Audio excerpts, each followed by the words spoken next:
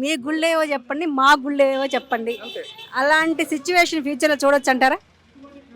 చూడకపోతే ఇలాంటి హత్యలు ఇంకా చూస్తాం. మరి చూడాల్సిందే. ఎవరి గుడానికి మంచితే అయిపోతుంది. ఇప్పుడు తల్లికి 4 కొడుకులు పుడతారు, అంతే కదమ్మా. తల్లికి 4 కొడుకులు పుట్టిన తర్వాత చిన్నోని మీద ప్రేమ ఎక్కువ ఉందని ఎక్కువ ఇస్తే పెద్దోడు ఊరుకుంటాడా?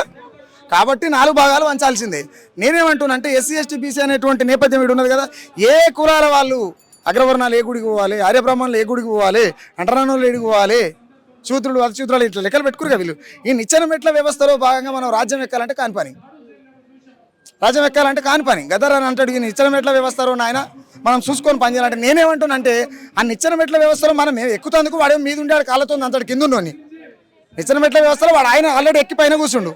కింద నుంచి మనం ఎక్కుదామంటే ఆ నెత్తి మీద అంతటి కాలుతోని మనం చేతితో నేను కాలు బాలని ఆపలేము. కాబట్టి మనం ఏం చేయాలి, మనం ఆల్రెడీ కిందనే ఉన్నాం. ఆ నిచ్చెన ఈర కొడితే అయిపోతుంది.